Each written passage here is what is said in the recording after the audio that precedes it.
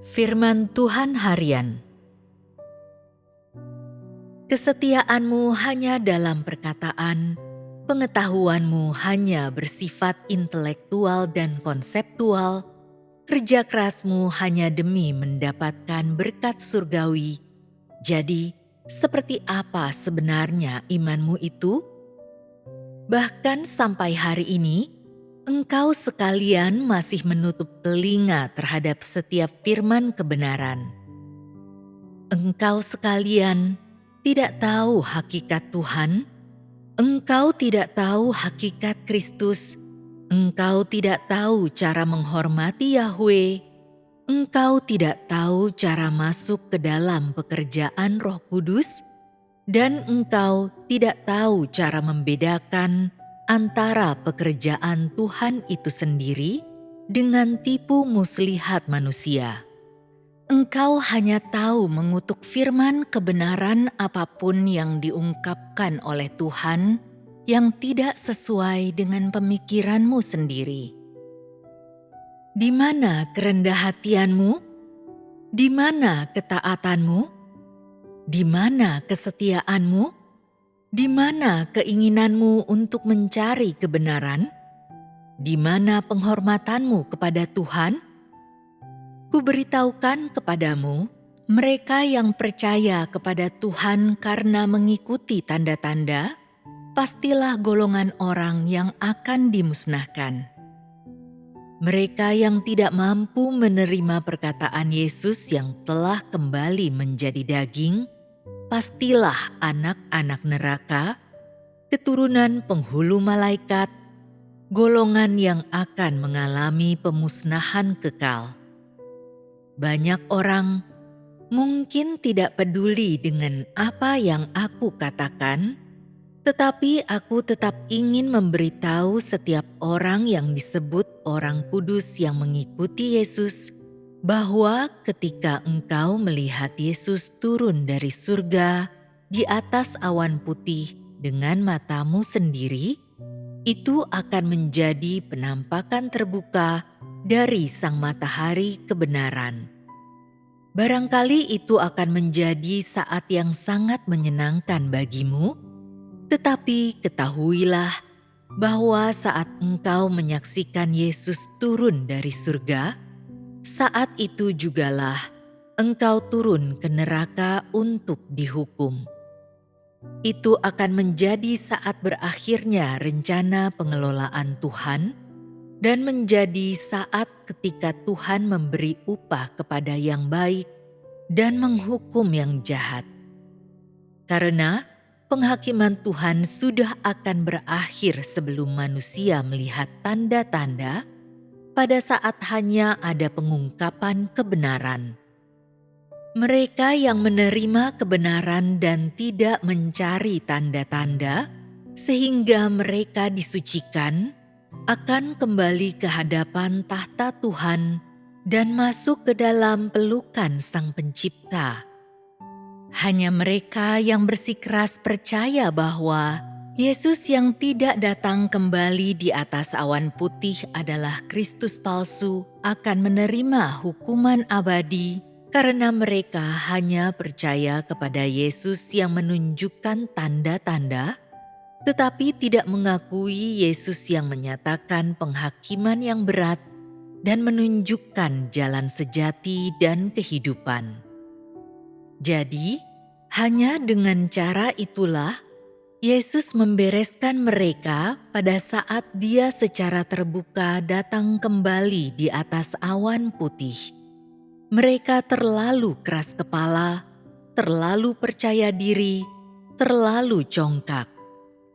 Bagaimana mungkin orang-orang yang tidak berakhlak itu bisa diberi upah oleh Yesus?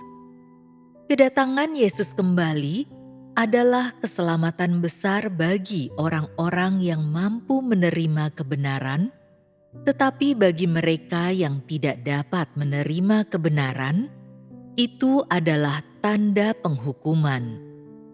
Engkau sekalian harus memilih jalanmu sendiri dan jangan menghujat Roh Kudus dan menolak kebenaran.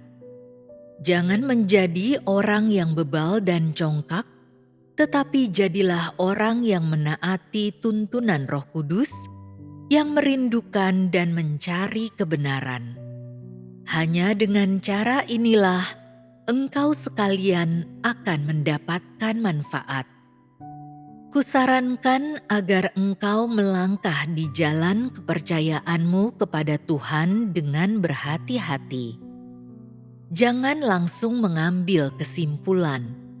Terlebih lagi, jangan bersikap sembrono dan tak ambil pusing dalam kepercayaanmu kepada Tuhan. Engkau sekalian harus tahu bahwa orang-orang yang percaya kepada Tuhan setidaknya harus rendah hati dan menunjukkan rasa hormat. Mereka yang telah mendengar kebenaran tetapi menolak untuk menerimanya adalah orang yang bodoh dan bebal. Mereka yang telah mendengar kebenaran tetapi dengan sembarangan mengambil kesimpulan atau mengutukinya dipenuhi dengan kecongkakan. Tidak seorang pun yang percaya kepada Yesus pantas menyumpahi atau mengutuki orang lain. Engkau sekalian harus menjadi orang yang berakal sehat dan menerima kebenaran. Mungkin setelah mendengar tentang jalan kebenaran dan setelah membaca firman kehidupan, engkau yakin bahwa hanya 1 dari 10.000 perkataan ini yang sesuai dengan keyakinanmu dan Alkitab, maka engkau harus terus mencari dalam 1/10.000 dari perkataan ini. Aku tetap menasihatimu agar engkau bersikap rendah hati, jangan terlalu percaya diri, dan jangan meninggikan dirimu terlalu tinggi. Dengan memiliki hati yang sedikit takut kepada Tuhan, engkau akan mendapatkan terang yang lebih besar. Jika engkau teliti mengkaji dan berulang-ulang merenungkan perkataan ini, engkau akan mengerti apakah perkataan ini merupakan kebenaran atau bukan, dan apakah perkataan ini merupakan hidup atau bukan. Bisa jadi, baru membaca beberapa kalimat saja, beberapa orang tanpa berpikir akan mengutuk perkataan ini dengan berkata, "Ini hanya sekadar pencerahan Roh Kudus," atau "Ini Kristus palsu yang datang untuk menyesatkan orang." Mereka yang mengatakan hal-hal seperti itu dibutakan oleh ketidaktahuan. Engkau terlalu sedikit memahami pekerjaan dan hikmat Tuhan, dan aku sarankan agar engkau memulai lagi dari nol. Janganlah engkau sekalian tanpa berpikir langsung mengutuk firman yang dinyatakan oleh Tuhan karena Kristus-Kristus palsu yang muncul pada akhir zaman, dan janganlah menjadi orang yang menghujat Roh Kudus karena takut akan penyesatan. Bukankah itu sangat disayangkan?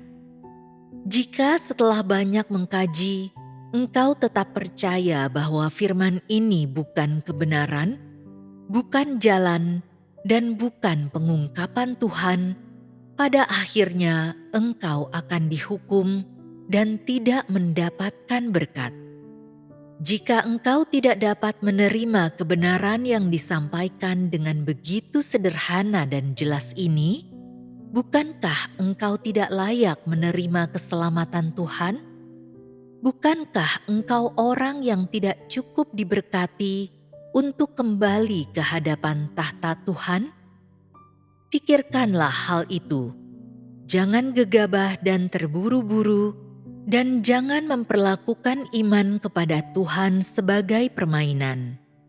Berpikirlah demi tempat tujuanmu, demi prospekmu, demi hidupmu, dan jangan bermain-main dengan dirimu sendiri.